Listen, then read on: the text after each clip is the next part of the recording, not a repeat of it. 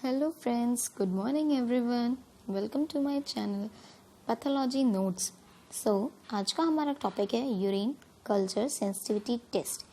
Usually ये test जो है हमारा स्पेशली माइक्रोबायोलॉजी लैब्स में ही होता है और ये टेस्ट हम तब परफॉर्म करते हैं जब किसी पेशेंट को यूरिन रिलेटेड प्रॉब्लम्स होती हैं, यानी कि उसको इचिंग हो रही है ना, रैशेस आ रहे हैं उस पर्टिकुलर एरिया में, या कोई ऐसी प्रॉब्लम होती है, तब हम जो हमारे डॉक्टर्स होते हैं वो ये टेस्ट प्रेस्क्राइब करते हैं।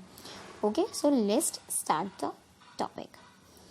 Urine culture must be prepared after 30 minutes of sample collection. Urine culture हम तभी प्रिपेयर करते हैं जब यूरिन कलेक्शन जो हमने कर लिया उसको 30 मिनट के अंदर ही अंदर हमको ये टेस्ट परफॉर्म करना होता है। यूजुअली क्या होता है कि लोग डिले करते हैं। डिले करने से ये होता है कि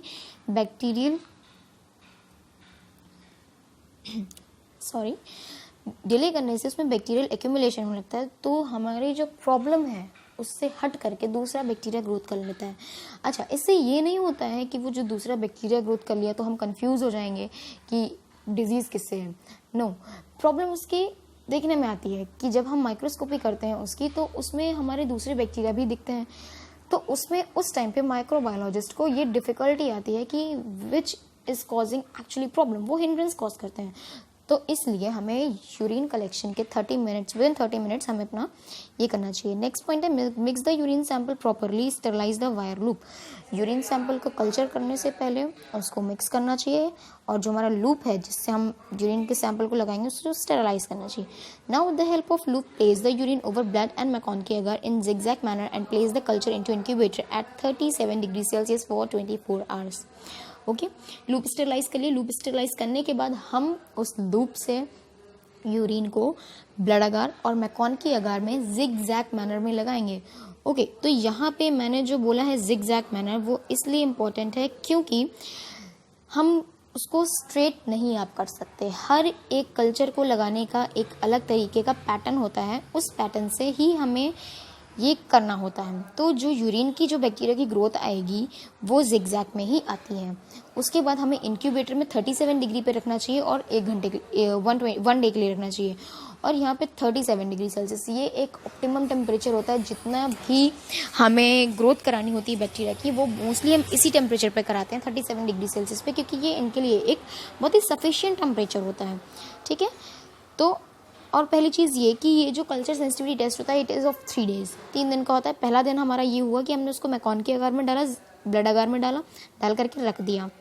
next day blood agar, okay, next blood agar help to find the number of bacteria. कितने बैक्टीरिया हैं, कितनी अमाउंट की ग्रोथ आ रही है। अगर इन्फेक्शन बहुत हायर है नंबर ऑफ बैक्टीरिया होंगे, अगर इन्फेक्शन उतना लेस नहीं है तो ग्रोथ उतनी कम होगी। ठीक है, मैकॉनकी अगार हमें ग्राम नेगेटिव बैसिलाई बताता है। ठीक है, after 24 hours bacteria grow over the culture plate. 24 hours के बाद, एक दिन के बाद बैक्टीरिया कल्चर प्लेट पे ग्रो कर जाता है। फिर हम उसको स्टिक की हेल्प से उस बैक्टीरिया को हम पेप्टोन वाटर पे निकालते हैं या हम उसको स्टेरलाइज नॉर्मल सेलाइन पे निकालते हैं। पेप्टोन वाटर अगर अवेलेबल नहीं है तो हम स्टेरलाइज नॉर्मल सेलाइन भी यूज़ कर सकते हैं। ठीक है, तो यहाँ से हमने बैक्टीरिया को निकाला सेंसिटिविटी प्लेट, कल्चर प्लेट से, और उसको हमने डाला पेप्टोन वाटर में। ठीक है, वहाँ पे हम उसको 24 आवर्स के लिए 37 पे, फिर जो हमारी जो टेस्ट ट्यूब होती है जिसमें हमने फ्लूइड फिल कर रखा है अपना, उसमें हम अच्छे से मिक्स करके लूप को बाहर रख देंगे और फिर से उसको हम कॉटन स्वैब से प्लग करके उसको हम रख देंगे जाके इंक्यूबेटर में फिर से 1 दिन के लिए। अब आता है हमारा तीसरा दिन। Now the place of bacteria is scattered manner over the nutrient agar for sensitivity test with antibiotic disc for 24 hours. अब 1 दिन के बाद हमारा जो हमने अपना पेप्टोन वाटर जो टेस्ट ट्यूब में भर के रखा था बैक्टीरिया डाल करके, अब हम उस टेस्ट ट्यूब को निकाल करके सेंसिटिविटी डिस्क के ऊपर पूरा जो लिक्विड है उसको फैला देंगे पूरा 360, और उसके बाद उस प्लेट से निकाल करके डस्टबिन में डाल देंगे। वो लिक्विड जो बैक्टीरिया है वो उस अगार की प्लेट पे चिपक जाएंगे, सेंसिटिविटी प्लेट पे चिपक जाएंगे, हमारा लिक्विड है बाहर चला जाएगा। अब उस प्लेट पे हम सेंसिटिविटी डिस्क लगाएंगे।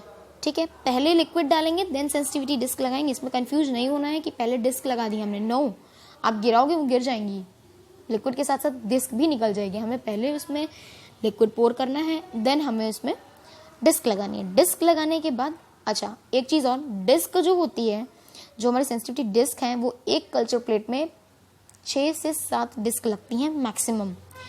अच्छा, ज़्यादा एक्यूमुलेशन उसमें हम इसलिए नहीं करते हैं डिस्क का, मतलब ज़्यादा इसलिए नहीं लगाते हैं क्योंकि जितना ज़्यादा हो उसमें हम डिस्क लगा देंगे तो फिर हमें ये दिक्कत आएगी कि एक्चुअली में बैक्टीरिया किससे सेंसिटिव और किससे रेजिस्टेंट है। ठीक है, सेंसिटिव का मतलब कि अगर वो उस पर्टिकुलर डिस्क से सेंसिटिव है तो वो उसके पास ग्रो नहीं करेगा। ठीक है, और अगर रेजिस्टेंट है तो वो ग्रो कर जाएगा। ठीक है, तो एक दिन के लिए हमने अब उसको फिर से रख दिया। अब क्या होता है कि if bacteria is sensitive to any antibiotic disc then its growth is retarded. अगर वो किसी सेंसिटिव है तो उसके आसपास वो ग्रोथ नहीं करेगा। और एक चीज, जो डिस्क होती है उसके आसपास जहां वो ग्रो नहीं करता है उसको हम बोलते हैं जोन ऑफ इनहिबिशन। उस एरिया को जोन ऑफ इनहिबिशन बोलते हैं। और इस चीज को हम नापते हैं जब रिपोर्ट बनती है यूरिन सेंसिटिविटी की, तो उस चीज को मेजर किया जाता है कि कितने एरिया से वो सेंसिटिव है। ठीक है, उससे उसकी क्वांटिटी, उसकी डोज हम डिसाइड करते हैं।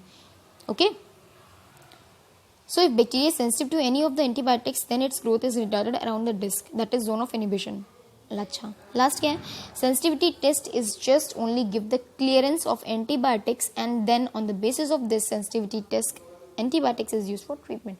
जो हमारा सेंसिटिविटी टेस्ट जो है हमारा लास्ट का, वो सिर्फ हम इसलिए करते हैं इससे हमें ये पता चल सके कि वो हमारा जो बैक्टीरिया है पर्टिकुलर वो एक्चुअली में किस से सेंसिटिव है। ठीक है, और जिससे भी वो सेंसिटिव होता है, यानी कि जिस भी डिस्क के पास वो नहीं ग्रो करता है, हम उस डिस्क को, उस एंटीबायोटिक्स को एज अ मेडिसिनल प्रेस्क्राइब कर देते हैं उस इंसान को कि आप ये दवाई लीजिए। अच्छा, डोजेज और उसकी क्वांटिटी हम उसकी जोन ऑफ इनहिबिशन से निकालते हैं। ठीक है, तो इस तरीके से जो हमारा एंटीबायोटिक सेंसिटिविटी टेस्ट है वो काम करता है, सेंसिटिविटी टेस्ट जो है हमारा। और मतलब यही वो तरीका है जिससे कि हमें पता चलता है कि हम कौन सी एंटीबायोटिक्स लें और कैसे अपनी ट्रीटमेंट को क्योर करें।